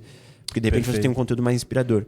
Ou ele vai ver um pouco do seu dia a dia ali nos stories, né? Aí depois, você vai ver no YouTube um conteúdo mais denso dele. Ou você vai ver alguma colaboração que ele faz, ou você vai conhecer ele, vai ele vai virar uma pessoa um pouco mais real para você. Uhum. Ou você vai ver a interação dele com outros especialistas. Então, você percebe que é realmente infantil, vamos dizer assim, essa competição assim, mas isso aqui é melhor, isso aqui é melhor. Isso tanto em termos de marketing quanto em termos de vendas. Total. Né? Meu, por que você tem que escolher entre um e outro? Pelo contrário, é assim, um ataca de um lado, outro ataca do outro. Quando você vê, sabe, você tem uma estratégia robusta. E essa parada da internet é você ter uma estratégia robusta. Só que também é aquela coisa, né? Você não olhar pro cara que já tá com essa estratégia robusta e falar, tipo, então eu vou atacar ali. Então, você tem que entender também o momento do seu negócio. Às vezes você foca em um canal, foca em 1, 2 canais, foca em 1, 2, 3 canais, e aí você vai crescendo essa amplitude. Agora, já no caso das vendas, eu acho que já não é tão oneroso quanto é no caso de conteúdo. Né? Então, eu acho que aí já vale ter esse método multicanal que o Jab traz. Né? Perfeito. Mas eu acho que é um ponto fundamental, assim, cara. Não dá pra ficar num canal só. Total. Cara, eu até achei um quote aqui que ele traz quando ele tá falando de social selling, né? De vendas nas redes sociais. E que vai bem de conta que a gente tava falando, que ele fala: a venda social chegou como uma panaceia, então coisa que vai resolver, que salvaria tudo. Na realidade, a promessa é tão boa porque eliminaria aquilo que faz vender difícil, que é lidar com rejeição, alto nível de esforço e pipeline inconsistente. Então é interessante que, de fato, né, o tráfego ali nas redes trouxe muito essa ideia, porque aí você faz o tráfego, aí o lead já chega para você não teve que ir atrás de ninguém, você consegue controlar pela verba que você põe mais ou menos quantos leads vão chegar, então o pipeline não fica inconsistente e o esforço diminui. Mas ele fala, a conclusão é que vender segue sendo vender. Exige todos os elementos supracitados e o social selling deve fazer parte de uma metodologia equilibrada de prospecção, mas não substitui todo o resto. Exatamente. Nesse momento ele até conta, né, de um funcionário dele que estava pirado nisso, tinha visto um guru, e aí ele entra no LinkedIn e fala assim, eu vou ficar o dia inteiro no LinkedIn. Ele fala, então eu vou ficar aqui nas cold calls e ficar no LinkedIn. É isso. E aí ele no final do dia só tem uns likes, só tem umas conexões, né, umas coisas assim.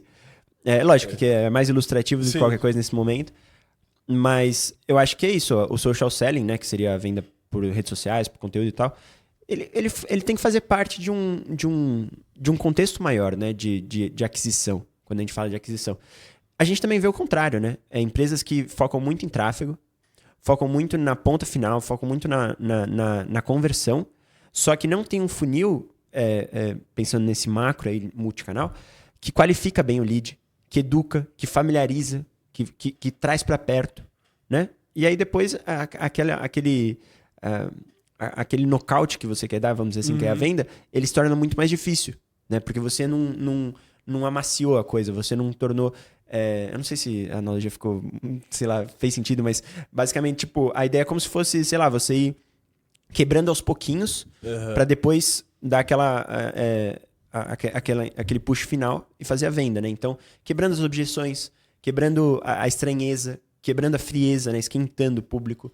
Então, é mais ou menos isso, assim, os dois lados são ruins, né? Tanto você ficar escondido só numa coisa que aparentemente é indolor ali, né? Porque você tá não indo direto ao ponto. Quando você ficar indo direto ao ponto, mas perceber que você não tá qualificando bem os seus leads. Então, enfim, é um jogo de equilíbrio mesmo, no final das contas. Perfeito.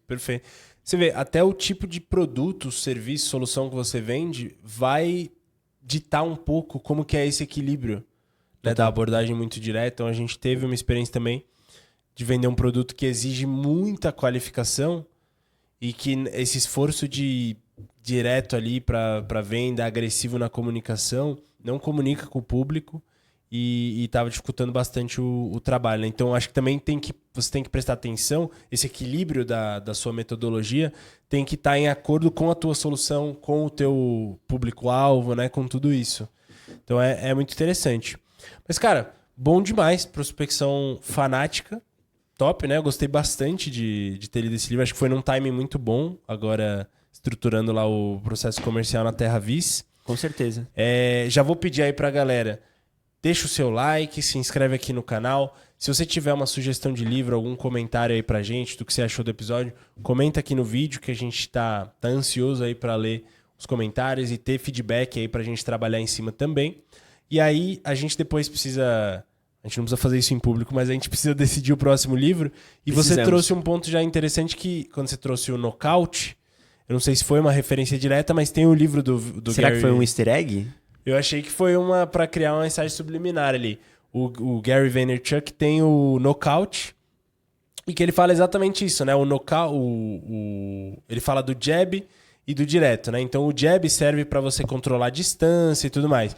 E aí ele traz o direto como aquele recurso que é para gerar o knockout, que seria a venda. Então ele fala, cara, 98% do tempo você tem que estar no jab para então você colocar o direto. Ele é um cara da escola mais marketing de conteúdo. Sim. Então quando a gente falou de Jeff Walker e a gente falou de Direct Response, ele tá mais pro lado do Jeff Walker, né? Total. Produzir conteúdo, gerar valor e tudo mais. O Knockout é interessante, é bem conhecido e muito bem falado, mas ele tem um outro que eu sempre tive curiosidade de ler, que é o The Thank You Economy, que em português ficou só gratidão. Eu achei que perdeu total o sentido. Então deve ter sido, tipo, um mês antes da galera começar a falar gratiluz, e aí, tipo, putz, traduzi muito errado. Errou, total, errou rude, errou Exato. feio. Que é, pô, The Thank You Economy, Thank you seria economy a faz economia da gratidão. Então ele É. fala muito sobre como você tornar a pessoa grata por algo que você fez te ajuda a movimentar, né, os teus resultados. Só que aí ficou só gratidão. Então, mas enfim, é um livro... Talvez reciprocidade poderia ter sido um título melhor, né? Se fosse pensar só uma palavra, assim. Não, acho que não tem que ser, porque uma palavra fica... Ainda mais essas palavras, fica parecendo autoajuda total, velho. É verdade. Parece inclusive uma série. Vai ter o gratidão, aí vai ter o reciprocidade, que te ensina a ter essas características. É verdade. Mas esse pode ser um Thank You Economy ou Knockout. Porque eu acho que esse ponto que você trouxe também da gente trabalhar o jab e o direto, assim, vamos dizer assim, é bem interessante porque eu não tô à frente do processo comercial aqui na TerraViz. Você tá, então você até trouxe como um ponto de revisão, um ponto de aprimoramento. Hein? Só que pra mim é legal porque... Estando muito no marketing, às vezes a gente esquece de algumas questões fundamentais que são do comercial. E as pessoas criam também esses dois mundos, esse contraste, como se fossem mundos conflitantes, que é uma grande besteira, né? Mas marketing e vendas, assim. Sim. Então, legal que você falou do Vaynerchuk, né? Que ele traz meio que esses dois lados da moeda, né? Exato. Acho que é uma boa. Talvez seja porque a gente foi de Storynomics, que aí já é mais para esse lado de storytelling... Branding, tá? Branding e tal. Aí fomos pra confissões de publicitário, que aí já é uma publicidade mais tradicional. Fomos pra gestão de alta performance, que aí já foi gestão que, mesmo. Por enquanto, assim, esse daqui foi sensacional também, mas por enquanto aquele ficou meu favorito, assim, em termos de impacto. Total, concordo, plenamente. É. E acho que vai ser difícil superar, né? E agora o prospecção, que aí a gente foi pra full comercial e vendas. Então, às vezes, o Gary é uma forma da gente voltar ali para os nossos olhos para o lado do marketing mais de produção de conteúdo, aquela coisa. Cara, vai. Me ajuda aí, vai. Falar um pouquinho de marketing. Exato. Então, fica essa sugestão, mas enfim, a gente avalia, depois a gente faz e aí a gente volta com mais um episódio de TerraViz Talks, falando de algum livro aí interessante, dá uma olhada no canal que talvez já esteja disponível, né? E é isso. Eu sou o Caio Rodrigues, agradeço demais aí a presença de vocês. Eu sou o Thiago Miller, muito obrigado por você ter ficado até aqui e ouvido aí esse papo, que eu espero que tenha sido produtivo. E esse foi mais um TerraViz Talks. Até mais, galera.